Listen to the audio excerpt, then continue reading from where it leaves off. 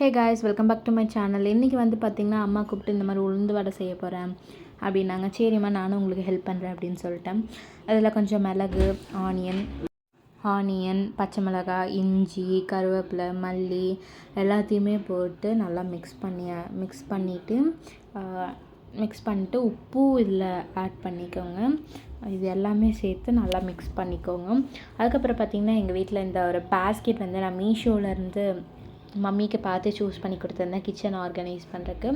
இதில் வந்து ஒரு 25 to 30 எக்ஸு வைக்கலாம்னு நினைக்கிறேன். ஆல்மோஸ்ட் 25 எக்ஸ் வைக்கலாம்.